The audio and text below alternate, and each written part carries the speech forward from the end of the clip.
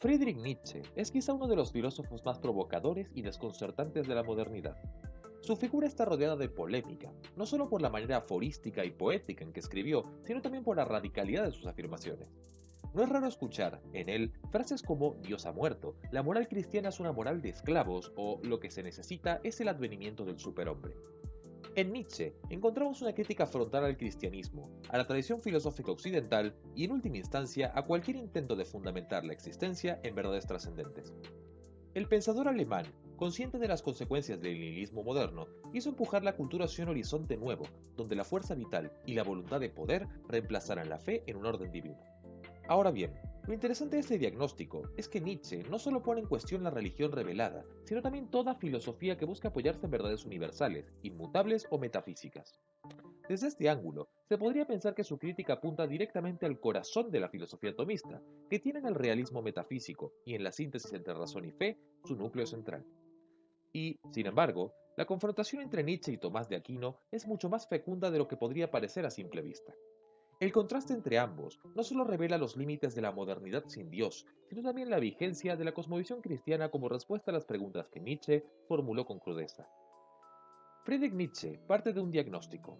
La civilización europea, tras la Ilustración y el avance de la ciencia, había perdido su fe en Dios, pero todavía vivía de los restos de esa fe. En su famoso aforismo del loco en la Gaia Ciencia, anuncia que Dios ha muerto, pero añade algo aún más inquietante. Nosotros lo hemos matado. No se trata de la constatación de un hecho, sino de una consecuencia cultural. La modernidad ya no puede sostenerse sobre la trascendencia. Pero Nietzsche no celebra inmediatamente esa muerte. Al contrario, entiende que la desaparición de Dios abre el vacío del nihilismo, un vacío en que nada tiene sentido y toda verdad se disuelve. El gran desafío será entonces cómo sobrevivir a ese abismo y cómo crear nuevos valores sin recurrir a una fuente trascendente. Desde Santo Tomás de Aquino, la situación se lee de una manera completamente distinta.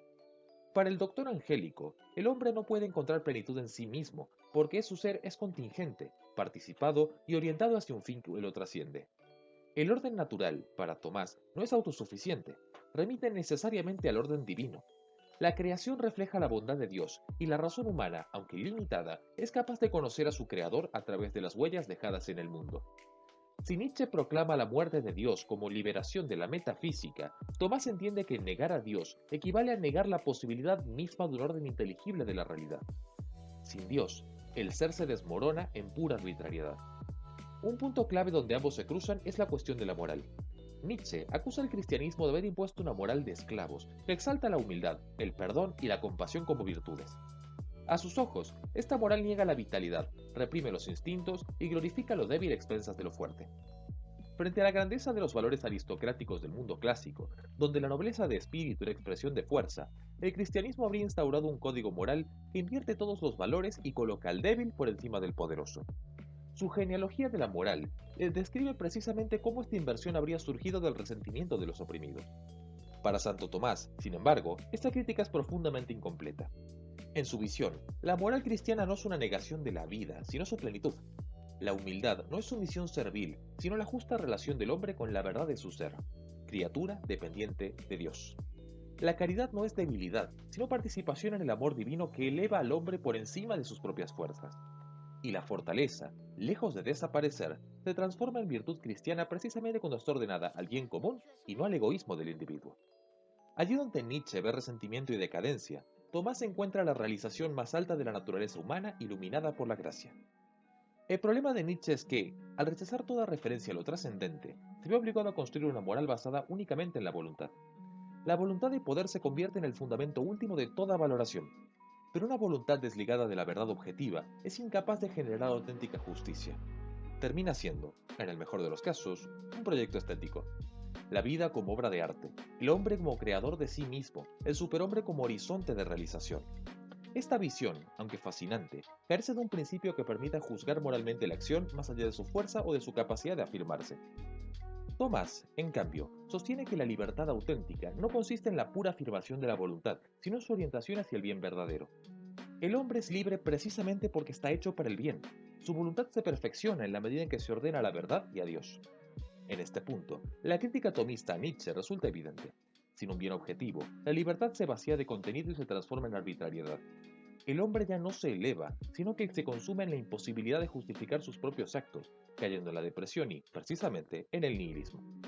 Un ejemplo concreto puede ayudarnos a ilustrar esto. Nietzsche desprecia el sacrificio cristiano porque lo interpreta como negación de la vida. Para él, Cristo es el símbolo supremo de la debilidad que se deja crucificar. Pero desde la perspectiva tomista, el sacrificio de Cristo no es negación, sino superación. La vida entregada por amor, que se transforma en fuente de vida eterna. La cruz no representa la rendición ante el sufrimiento, sino la victoria del amor sobre el odio y la muerte.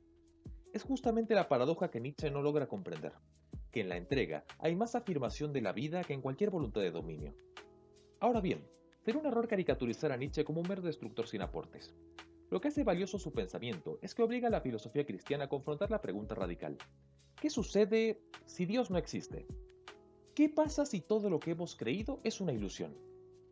En ese sentido, Nietzsche obliga a salir del conformismo y a mostrar que la fe cristiana no es un refugio de los débiles, sino una respuesta razonable al misterio del ser. Santo Tomás, con su confianza en la capacidad de la razón para alcanzar a Dios, se convierte en un contrapunto necesario. Donde Nietzsche ve la inevitable caída en el nihilismo, Santo Tomás ve la apertura de un sentido que está inscrito en la estructura misma del ser. La modernidad ha oscilado entre estas dos posturas. Por un lado, la tentación nietzscheana de vivir sin Dios, construyendo valores puramente humanos, pero siempre al borde del vacío.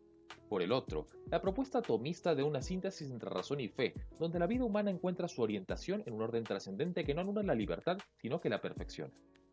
Hoy, en una cultura que a menudo proclama la muerte de Dios sin querer asumir las consecuencias de esa muerte, la voz de Tomás resuena con fuerza renovada. No es posible construir un mundo verdaderamente humano sin reconocer la verdad que lo sostiene. En última instancia, Nietzsche se convierte en un adversario que, sin proponérselo, confirma la necesidad de la filosofía cristiana. Su grito desesperado ante el vacío muestra lo que ocurre cuando se arranca al hombre de sus raíces metafísicas.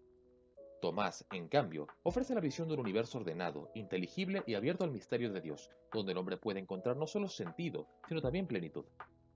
En esa tensión, lejos de resolverse con facilidad, se juega todavía hoy la batalla intelectual y espiritual de nuestra civilización.